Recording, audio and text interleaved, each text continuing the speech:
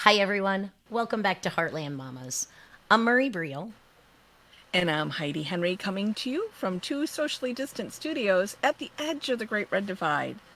Every Tuesday and Thursday, although today we're running late, usually at 3 o'clock on the Facebook live stream, we bring you the progressive news and views that you can use to help make great decisions about what's going on in Illinois and in the United States. So you can find all of our previous episodes at Heartland Mamas, MAMAS.com, all podcast platforms, on YouTube, and proudly part of the Demcast USA network. Today, Marie, we're going to talk about a very serious issue. The Pentagon has a white supremacy issue. Yeah, We've known about this for a long time, Marie, since the 70s. We've known about this because if you ask soldiers from the Vietnam War who was out there doing the real dangerous stuff, it wasn't the white soldiers. So we know that. Um, we know that's a fact. And we also know that it's getting worse. So why don't and you now give us the a Pentagon is off of it? also aware that that's a major problem. The Pentagon knows that that it's within their ranks. They have taken multiple actions over the last 50 years to try to address it, but they haven't done a very good job, as we have seen. I mean, well, it was just with the Biden inauguration that I believe 25 guardsmen were pulled off of their duty because of social media ties, etc., to right wing white supremacy groups. Right. And the military has a policy about that, because the part of the fundamental philosophy is that you pledge your allegiance to the United States, not to any other groups, to have any undue influence. So and these groups they take advantage and exploit that. Yes. I mean, back in in '86, you remember a little fella by the name of Caspar Weinberger? I do remember Casper Weinberger. You love your Ron Reagan, so I figured this would give you a little love for a gloomy, snowy Thursday in Yeah. Chicagoland, Illinois. So, Mm-hmm. so Caspar Weinberger in the Reagan administration was actually the first real attempt to tackle this. And Yeah. then he admitted it, and that's one of the few things that Reagan actually didn't screw up. But unfortunately, they used a really outdated study that wasn't all that great. But out of it Right. arose the Defense Race Relations Initiative. So it was Yeah. Dry, I don't know, DRRI, or DDRRI. Mm-hmm. It's just Yeah. gonna be Scooby Doo over here, guys. And the whole focus of that was to turn the emphasis onto race relations, building relations between COs and military officers. Like you said, Heidi, the black and brown soldiers were more often sacrificed, and they would be punished for speaking up at Right. exponentially higher rates, and that was a part of how they knew. And so it was also created safe spaces where black and brown soldiers could speak freely without worrying about repercussions from their COs. But the problem is that it ebbed and flowed, and like everything else in the giant behemoth that is the Pentagon, it wasn't deemed as much of a priority. Yeah. And when they found their overt crazies, they'd toss them out. And they would mention the policy, but then along comes the Trump administration. And this administration is absolutely terrifying for the proliferation of white supremacy in Yeah. the military, even among service members. So when we were doing our pre-show, I mentioned a poll done in February of last year, so 2020. So it Mm-hmm. is a year old, but it is the yearly poll that the Military Times does to its service members to see how they feel about the climate, the environment, and one of those is racism. And the same Right. poll, these same questions are given year after year. And this year, 36% of active and retired military felt that there had been a rise in racism and right wing hatred. And that's compared to only 22% a year ago in February of 2019. Yeah. So it's becoming a magnified problem.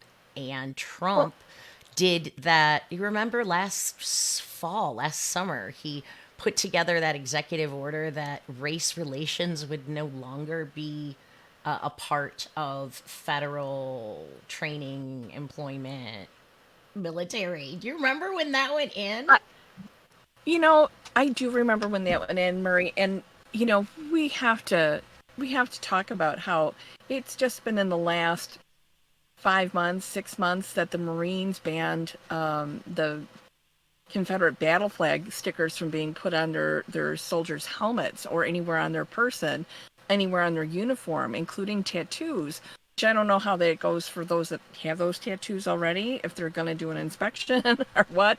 But if you think about that, that was the war that tried to split the United States into, that we prevailed in and saved our union. And they're just now getting around to banning that sticker. Now, the Southern soldiers or the rebel soldiers loved having that sticker. That was their identify that I'm from the South. And they hated it when it was banned, because remember, that was right around the time that they were banning it from NASCAR and country music festivals. And our governor got into some hot water a couple years ago for not letting Confederate Railroad play unless they agreed to drop the stars and bars from their from their backdrop when they played at the DuQuoin Fair. So if you think about how this symbol has been ingrained into our military, into our brain synapses as normal, it's not normal. It's not rational to have the symbol of insurrection on our military members around in our society. In my line of work, we see it on saddle pads and bridles and other things that are very offensive to have to run into all the time. And I see this even in some of the local kids that I know went into the Marines, and having already had negative viewpoints of people who are not white going into the military. I see this as a way to develop that animosity towards non-white people, to non-Christian religions. I see that as a place where it can become a hotbed of growth and development. And you're right, Heidi. You're Bad way. Absolutely spot on there. I think though what I want to just clarify is it's not the military itself that is No, perpetuating or creating this division. but is It it? is the allowance of these things and the lack of The tolerance. oversight and the tolerance for things like you mentioned, like the flag, like stickers and emblems and tattoos. And it is that, it's that tolerance for it. But what it also is those stars and bars, those Confederate flags, that whole genre is a way for these white supremacist fascist groups Yeah. to encourage. And like you said, right? So these people who, or these kids who already sort of have a very narrow worldview, go away to the military, and then they see that very narrow worldview reinforced by Yes. a platoon leader or fellow Right. soldiers, and it festers, and that is done intentionally. That It is done it with is. purpose by those organizations who benefit from this. Right. 100%, Marie. 100%. If you're CO, if you're commanding officer, you see them repeatedly putting people that are not white into situations that are more dangerous, that are more deadly, that are overtly disrespectful to human life because they're expendable. Of course you come away, you just are awash in it all the time. And it's not every CO and it's not every situation, but it happens enough that it becomes part of the vernacular. And even though the code of conduct says that you cannot be a white supremacist, you cannot be part of these alt-right groups, you cannot be a part of subversive behavior, it happens. And we know, and we're bringing this full circle back to what happened January 6th, over 40% of the arrests that have happened of people that were at the Capitol, and you probably saw it in some of their government issued gear, were people with active and veterans from our U.S. military. We also have people who are active or veterans of law enforcement. These aren't the hairy bubbas that we all think are out there waving their Trump flags and their stars and Now bars. there are These are some of those people. folks out there. Don't forget, it Oh all yeah. goes to the Oh, fascism supremacy state. you see 'em. It goes all the way Right. back. The fascism supremacy state. I mean, we didn't just have the KKK, and when you think about white supremacy, you think KKK, hairy bubbas, torches. But there was a whole range of The Second classes Amendment, Murray. of a whole range of classes of gentlemen clubs and lady clubs and organizations that did more damage internally. And this is the same thing. It may not be the CEO, it's just the environment itself that breeds this Yes. this and then you look at the groups, right? Those outside groups like the gentlemen clubs of the 1920s. Those outside groups are influencing these folks who are going into the military, or they're finding these folks who look like they might be amenable, and those folks are bringing it in to the organizations as well. Hey, if you're in the Marines and you have a Stars and Bars sticker on the side of your helmet or a patch on your sleeve, that's like an invitation. Come recruit me to your alt-right group. Come recruit me, because these groups operate within the military against the code of conduct policy, recruiting members to come out, go into law enforcement, go into the military, and get the training you need to come back and help us in our alt-right alternative universe. This Absolutely. And happens on the all flip the side, time.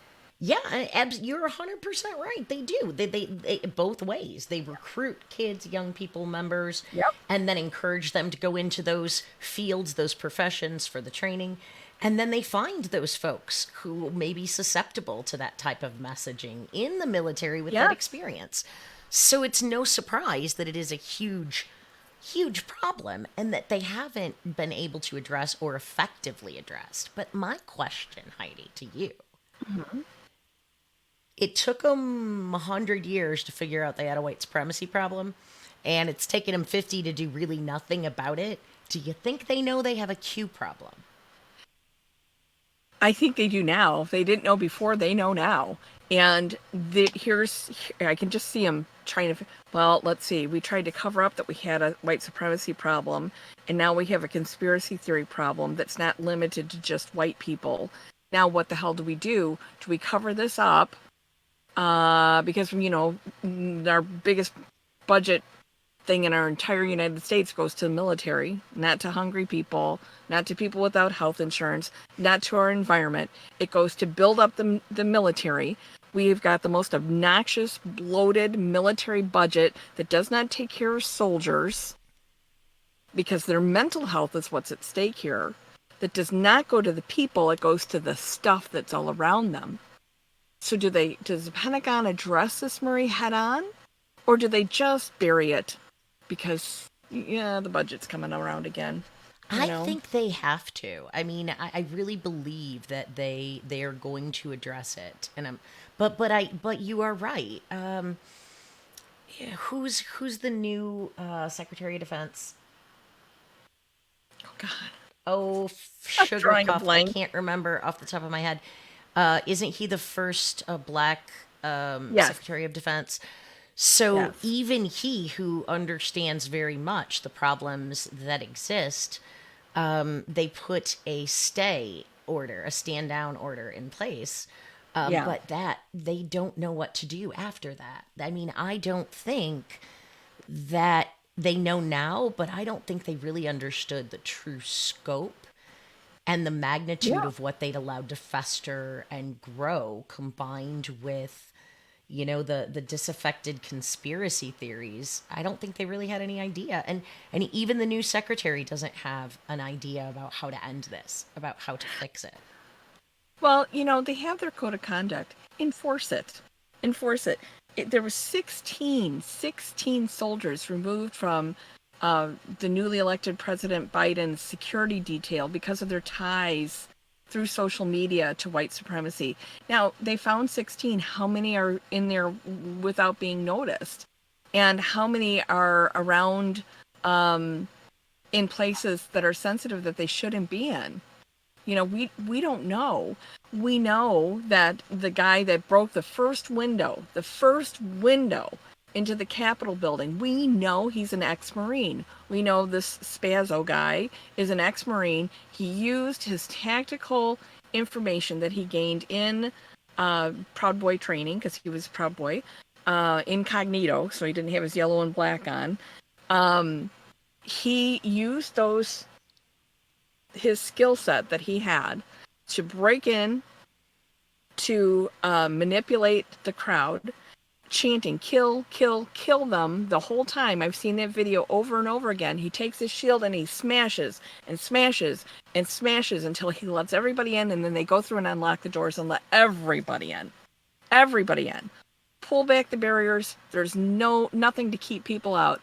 That's military training to get in and get the job done, because that's what you do. And it's not every soldier. But my God, if 40% of the people arrested at the Capitol have ties to the Proud Boys, have ties to the Q conspiracy, have ties to the military, have ties to law enforcement, we're in trouble, folks. That's huge. Because when you are in the Air Force, when you are in the Navy, when you are in the Army or the Marines, you take an oath that you're loyal to the Constitution, And they have not to, to the because alt-right. if they don't follow orders, people die. They People have to die. take, and the reason that they take that oath is to place the country, the betterment of the country, ahead of their own personal objectives and agendas. That's why, following Um, is such a good thing. A good thing to do when you're in the military is be a follower. They don't really like so it when listener, you stand up and are different. right? Lloyd Austin. That's the name we were looking for. Lloyd Austin. Lloyd Austin. Thank you, Heidi. I'm so glad you Yeah. found And that. and so him being the new face of the military. The new face of the military is not white for the first time ever. For the first time.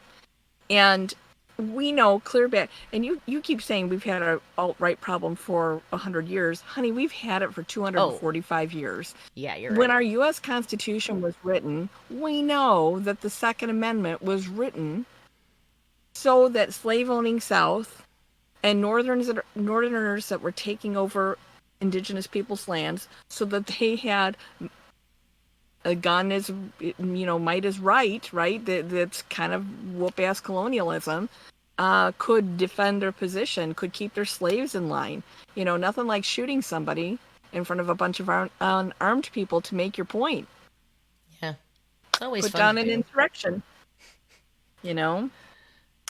So I just, but I just wanted to say that uh, uh, so many of the Proud Boys have ties to the military and to law enforcement. So many of the I QAnon have the oath ties. keepers. The oath keepers Oath are a real keepers, problem the because three that's percenters. their entire Yep.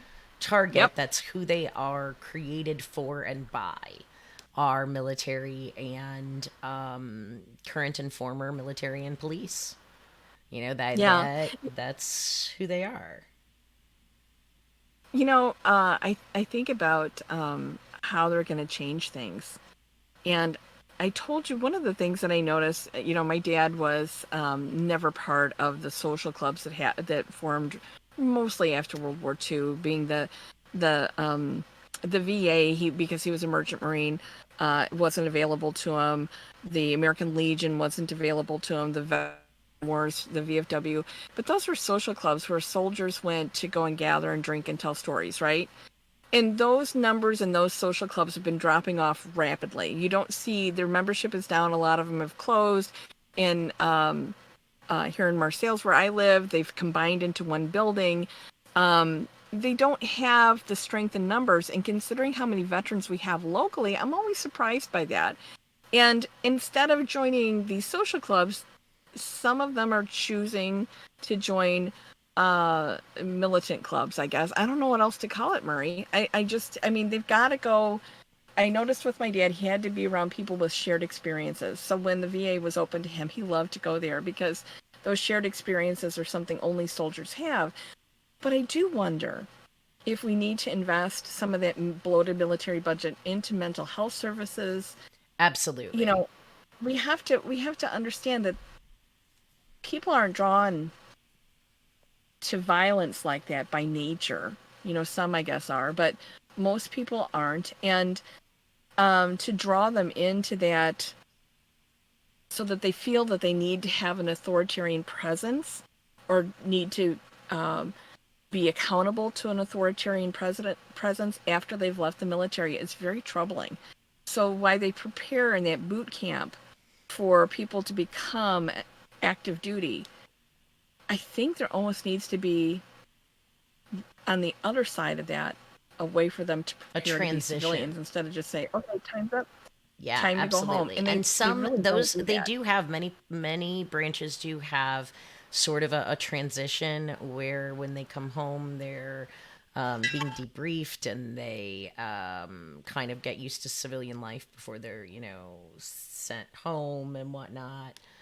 For those that have faced significant action in combat, they do that. But I think you're right. I think it needs to be farther. But beyond that, Yeah. you know, I, we need to start looking at who we allow come into the military. Maybe we need to start psychologically profiling. And we do all kinds of tests. We test intelligence, we test aggressiveness, we take psychological tests for jobs all the time. So maybe we need to evaluate the criteria that the military praised and thought of as the best, especially with the advance of all the technology and the use of less and less ground soldiers. Physical strength and aggression and fearlessness is not what it as may not be as highly prized as other skills. And so perhaps that's a way to start. And definitely, it is a very big problem, and we see it in our policing, in our legal system as well. It's a problem. Murray, we lost we've lost three police officers, Capitol police officers, to the insurrection. We have another 240 that are injured, some to the point where they're permanently injured. One is has lost an eye. Some have become crippled from having been stomped on with severe back injuries, broken bones, broken hearts. And then we have a bunch that were maybe on the invaders' side, and they're struggling as well because they thought the break-in, the insurrection was okay.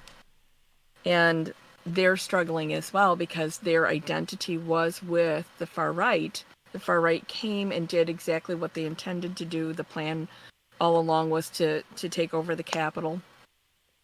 And they may have aided and abetted some of these people. We've seen some of the videos that have come out, some of the pictures that have come out of them aiding and abetting. We know that we've lost 2 of those officers to suicide since then. It's hard to say what side that they were on in the insurrection. But it just shows you the depth of how troubled they must have been, that they either failed in their job to protect the Capitol or failed in their goal to overturn the government. I don't know. That's a lot Absolutely. of speculation.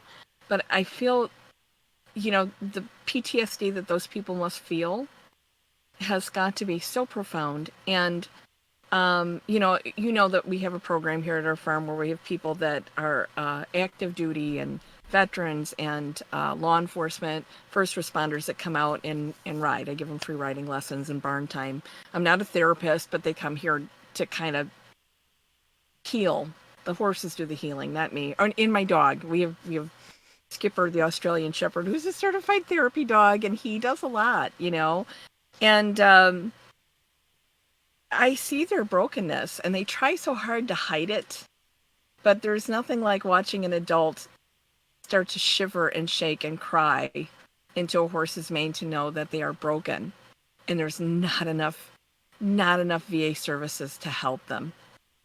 I mean, I'm tearing up just thinking about it because I've been in that presence so many times.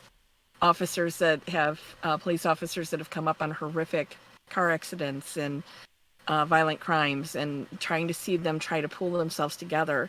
They've got to go somewhere. And if there's no therapy, no help for them, they're going to find some place to go. And it might be in one of these other organizations. Come and Yeah, ride and with me, Heidi, instead. you're right. We need to take a multidimensional approach to reforming most of the systems that we have. Mm-hmm. And we one solution isn't one, well, there isn't a silver bullet. It will take change on multiple Yeah. levels. Total and complete systemic change. Yeah. Support services before, during, and after evaluations. And it's going to take retraining. I mean, reframing. So much And of this what is, we know has been gaslit for so long that people are able to fall prey to that. And so we well, need to they've make been so sure. trained that those things are a sign of weakness, and they're not. They're a sign of humanity. We all go through those up and down times, those dark times, those light times. And when you've seen combat, when you've seen horrific things, when you've had to perform horrific things, it changes you. It's not a sign of weakness. It's a sign of strength to know that this is beyond your capability to deal with and that you need some help. And some people can recognize that, and others, this deprogramming, this bringing people down from active duty to civilian life, I think has got to do more and greater things. So, Well, folks, we hope we've enlightened you to something that you may not have known about, and that is the white supremacy problem in the Pentagon. And they know it, and they're doing something to fix it, but they don't know what that is yet. So tune in. If the mamas find out, we'll be sure to tell you. But soon, listen for our following podcasts in our nationalism series, The Rise of Fascism. So that will be coming out soon. And join us mhm. every Tuesday and Thursday at 3 p.m. Central Standard Time, unless we're on Ben Jarofsky, who will be on our show sometime very soon. Thanks again, Yeah. Ben. If you guys haven't seen it, you definitely need to check out the Benny J Show. He is a great mind and an excellent host, and he likes us, so I'm going to compliment him a little bit. Just kidding, Ben. But be sure to check out Ben Jarofsky. He's got some great insights and wonderful guests that come on his show besides us. Hmm. But join us, like I said, every Tuesday and Thursday. Please like, share, let your friends know we're here, because the progressive voices are significant, regardless of the masks you see Marjorie Taylor Greene wear. Progressive voices are stifled due Yeah. to simple numbers. And so Hmm. everyone you share with helps get maybe a different idea out there for folks who need to hear it. So thanks again, guys. You can find all of our favorite podcasts and ours on any place you get your podcasts, YouTube, Demcast USA, and at Heartland Mamas. mamas.com. We'll see you later, everybody. See you next Tuesday. Take care. Bye bye. Thanks.